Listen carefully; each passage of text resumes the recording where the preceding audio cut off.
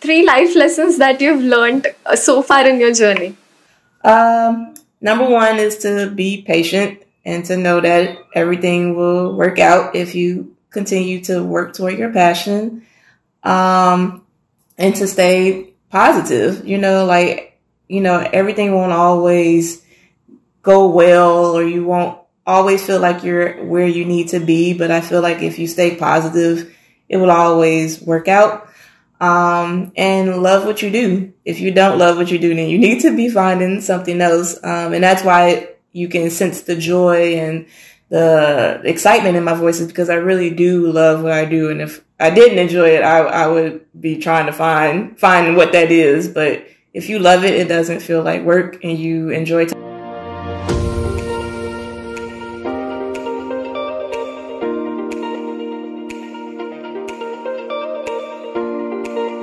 Imagine having a dream job and being able to explore and experiment with your work the way you want to.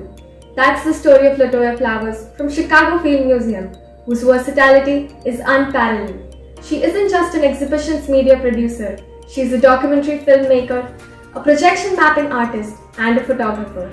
Latoya started her journey with the Adler Planetarium and now creates immersive experiences with projection mapping for traveling and permanent exhibitions at the Film Museum. She's worked on a fantastic range of media projects and is renowned for producing a light show for Sur Experience, highlighting the scientific discoveries of the world's most complete T-Rex skeleton. This is Latoya Flowers, full of inspiration, full of cheer, full of passion, brought to you in this podcast. Welcome to ArtTown podcast series. It's a pleasure to have you here. Nice to be here. Nice to meet you all. I hope you're in good health and you're doing well. I am. Actually, yeah, I'm doing all right. So, good to be here. Great. Glad to know, ma'am. So let's begin this conversation with your introduction. I'm super excited to know about your work in the Field Museum. But before we get into that, let's talk about you. Who is Latoya Flowers? So, I am born and raised from Chicago, Illinois. I am a media producer, a photographer, all around artist. Art is my thing. It's something that I really love to do. And yeah, I work in the museum industry. Okay. So that is a great start. And when you say exhibitions media producer, could you elaborate for us on what exactly does an exhibition media producer's work look like? So that's such a hard question to answer. It's not something that can be summed up in a sentence. So the best way I can describe what a media producer does is pretty much work on all audio, video installations that you would see in a museum exhibit. A media producer doesn't have one particular role. Our role constantly changes depending on what project we're working on and what kind of exhibit it is and how many videos or audio installations are involved.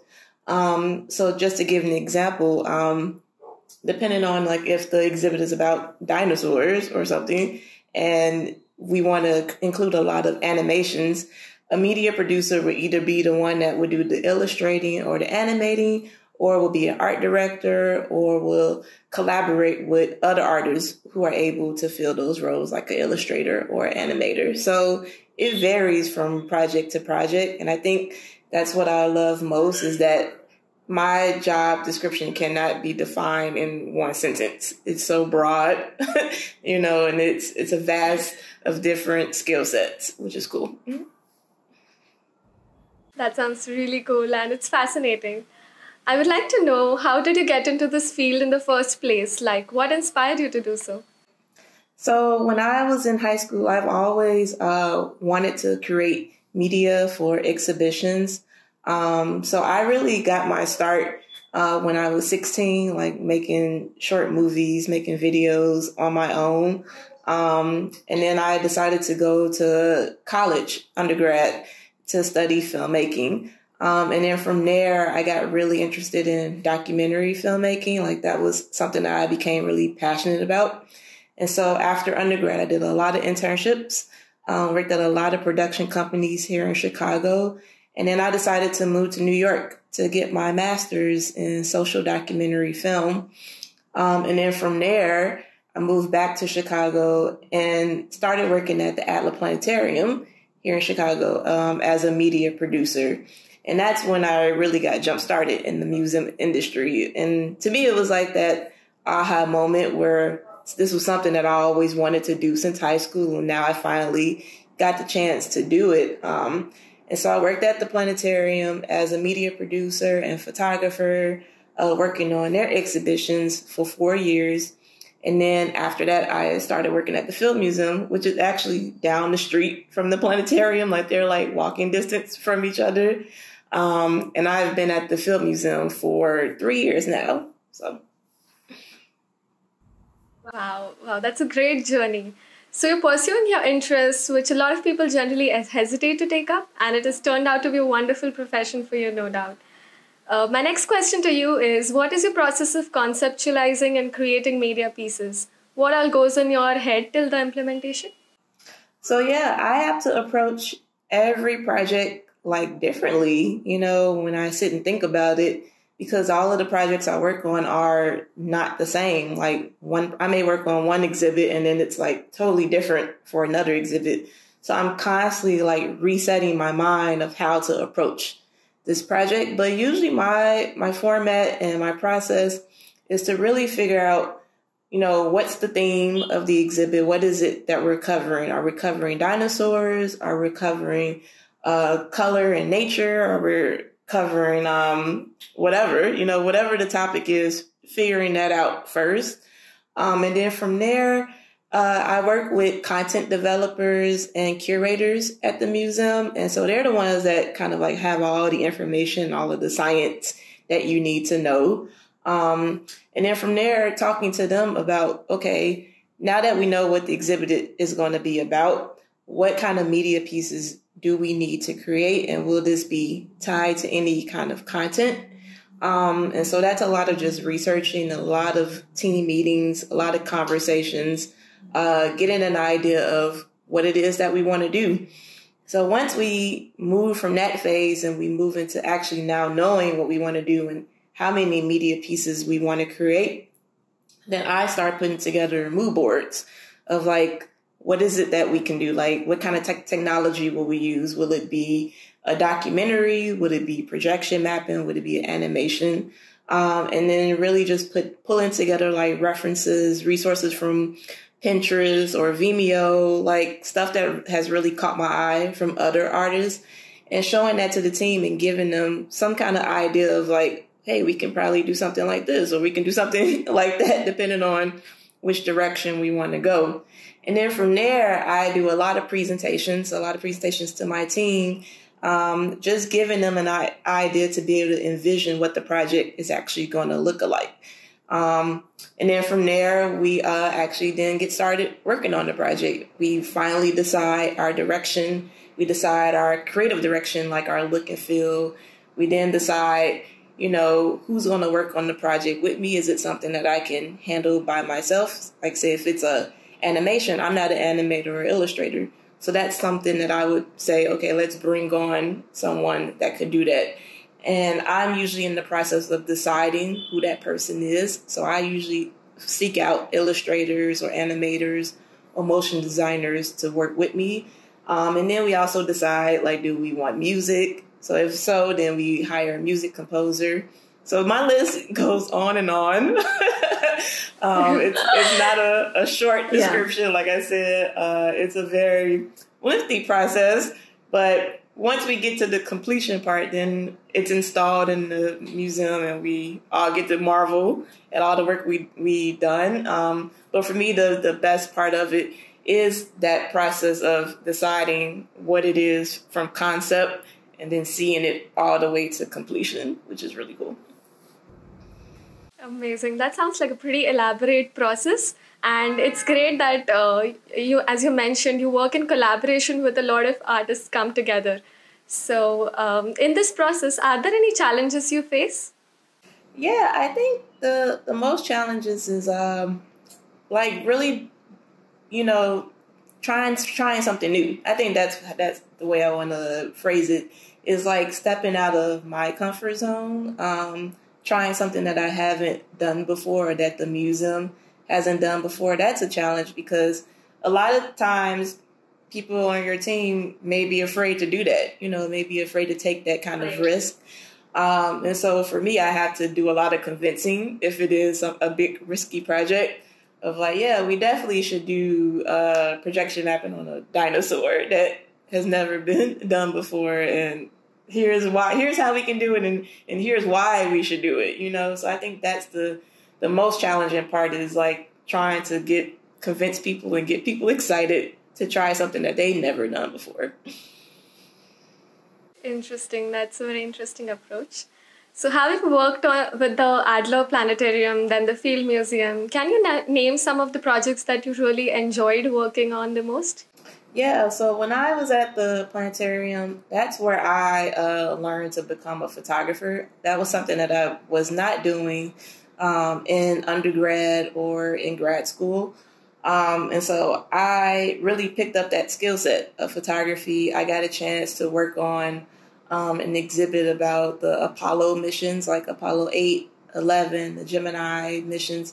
I got a chance to meet most of those astronauts from those missions, which is like amazing because they're all much older. They're like seniors now, but like working on that exhibit and seeing them when they were young and in their prime and like doing something so amazing, to me, I felt really proud when I got a chance to like meet them actually in person. And then I knew I spent months editing these videos and creating this exhibit that was about them.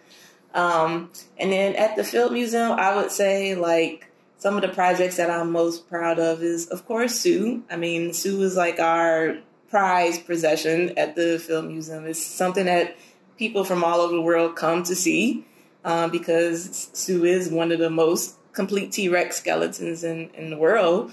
And then also I get to work on like other exhibits about different cultures, which is cool. We just did an exhibit called Apsalika Women Warriors, and that's about the Crow tribe located in Montana in the United States.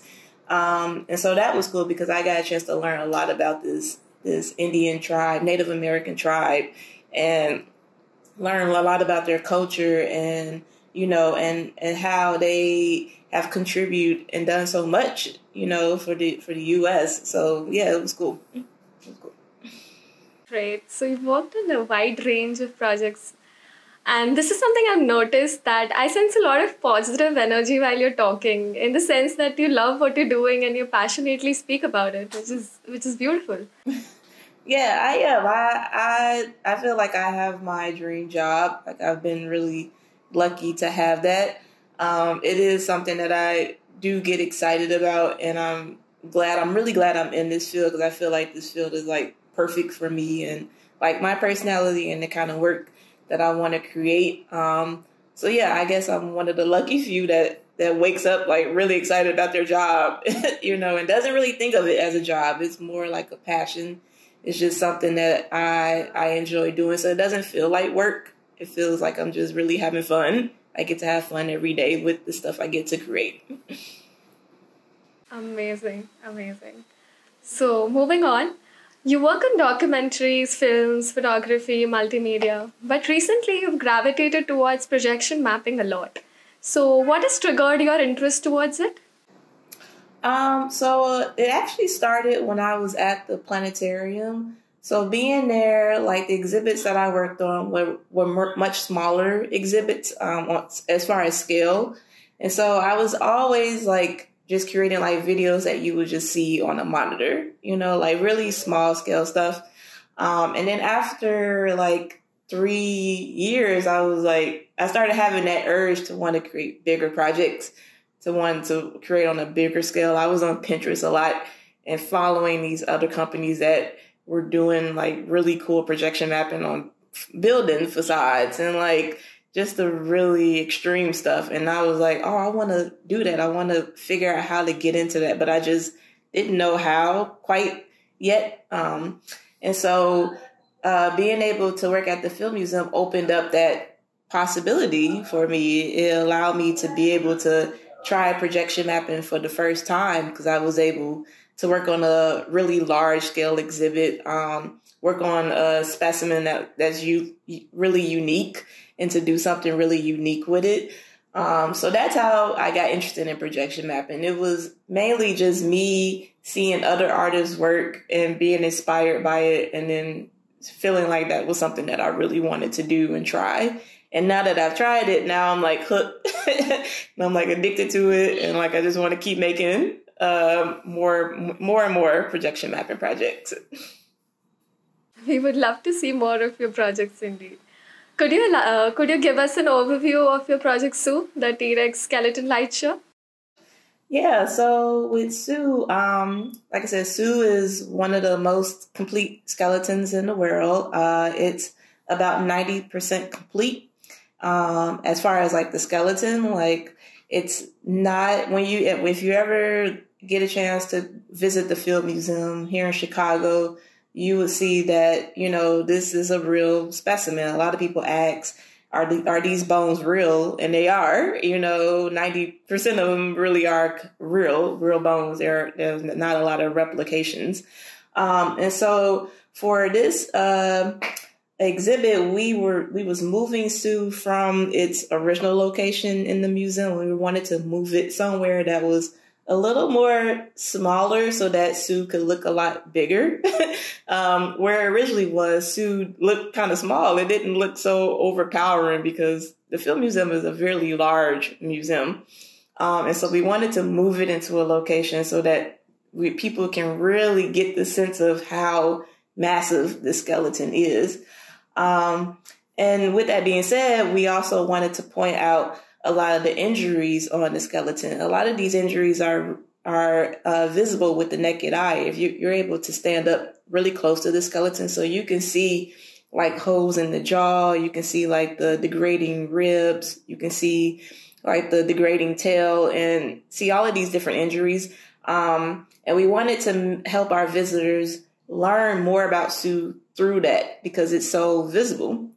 And so my idea was to use projection mapping to highlight those injuries and to use narration and music and to put together this show so that people can really walk away with a sense of learning that they have learned a lot about Sue the dinosaur.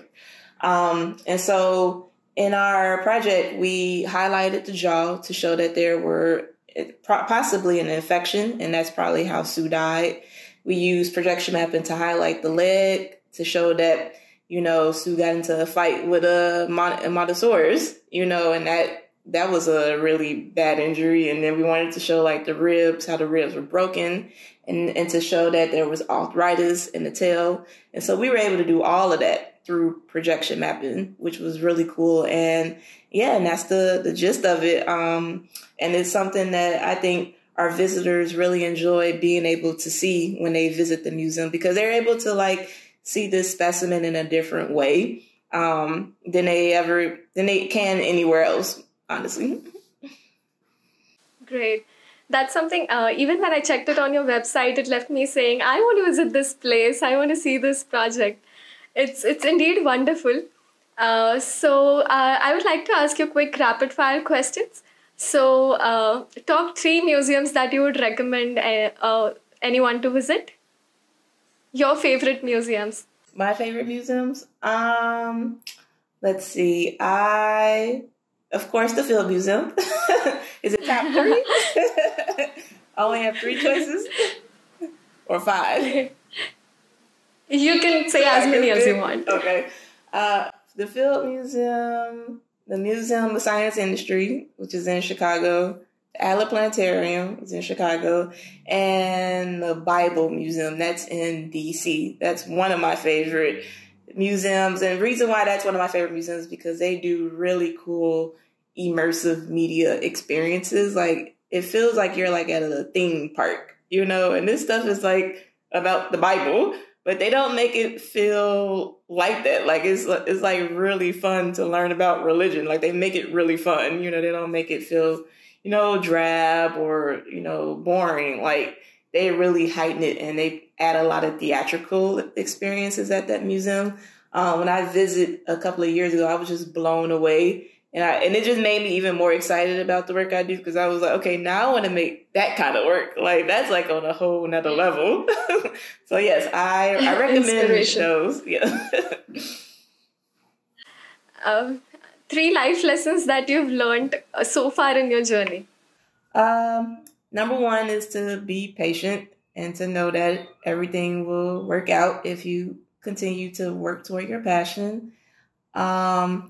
And to stay positive, everything won't always go well, or you won't always feel like you're where you need to be. But I feel like if you stay positive, it will always work out. And love what you do. If you don't love what you do, then you need to be finding something else. And that's why you can sense the joy and the excitement in my voice, is because I really do love what I do. And if I didn't enjoy it, I would be trying to find what that is. But if you love it, it doesn't feel like work, and you enjoy talking about it, Absolutely. Amazing. So moving on, after working on so many phenomenal projects, I'm sure you're still full of ideas that you want to take up. So what's next? On anything you particularly wish to achieve at this point of your trajectory? So that's a good question. I think for me, I want to just continue getting better at projection mapping. I'm so early and new to it, and it's been around for forever. It's been around for a long time, and I really admire the other artists that I follow, and to see the scale and the level of detail that they work in. And that's what I want to do. I want to get to that point. I feel like I need to catch up to where everyone else is. So for me, that's my main focus now, is really just getting better at this new skill set that I have. Wonderful. Your drive is indeed very motivating. As we're towards the end of this conversation, I would like to ask you, what are the skills required for someone who wants to get started with this career? Yeah, so for me, I went to film school, but in this day and age, you don't have to go to film school. Everything can be taught online. There's a lot of online courses even that I use to learn photography.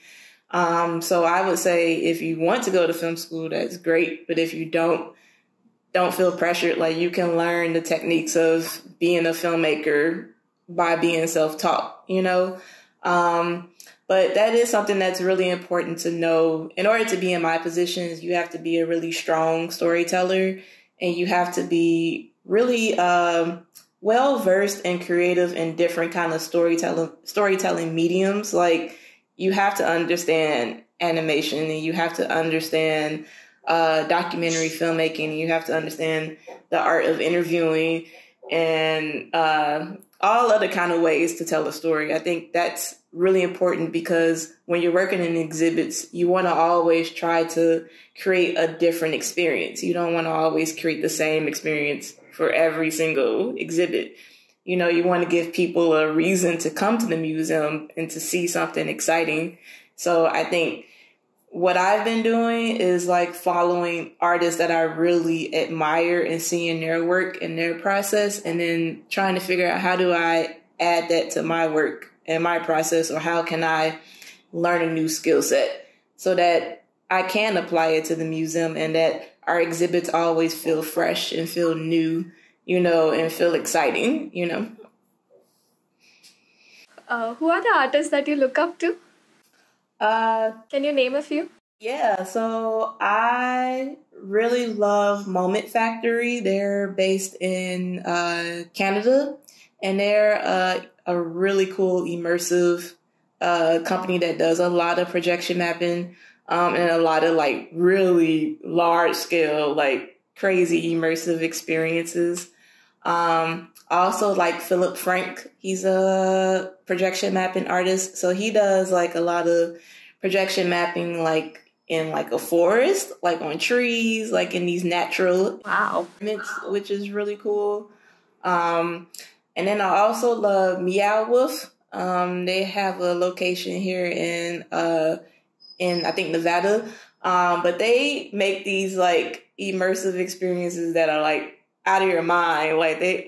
You'll see like a refrigerator and you're able to walk into the refrigerator and then you're walking into a different like room. Like that's how crazy it is. Like it's cool. Yeah, it's like stuff that you don't think of. And that place features a lot of artists. Like it's like a huge collective. Like all of these artists come together and just create these different immersive rooms. So everything feels different. So I think those are like the top 3 for me right now. And those are like the people that I'm like really following, because I'm trying to figure out like, how do I make stuff like that for the Field Museum? You know, like how do I get to that level? That's great. So one last piece of advice for students who wish to follow your path. I would say, yeah, just work on your skill set, you know, work at becoming really good at whatever avenue you decide to take, whether it is to be a filmmaker or an editor or photographer. I would say really work hard at it. Have a strong portfolio, because it really matters when you're trying to sell yourself or sell your work to people and you want people to bring you on to projects. That's the first thing people look at, is the work that you do. And are you able to do it?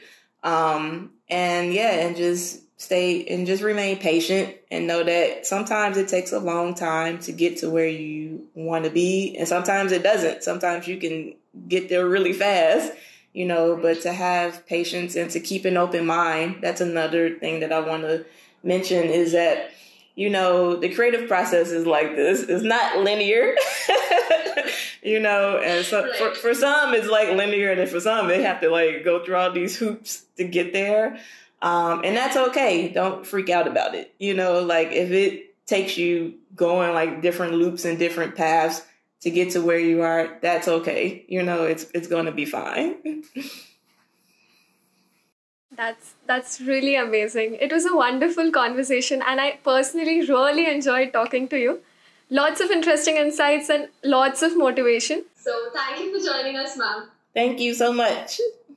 Congratulations to all of you who made it till the end. Thank you for listening to this episode, and I really hope you liked it. If you did, please leave us a review on our YouTube comment section. And if you come up with any questions while listening to this podcast, you can add a comment on Instagram or YouTube, and we will get back to you and help you as much as possible. You can find us on Instagram or our website by the name arttown.store. So do connect with us. We're truly excited to converse with you.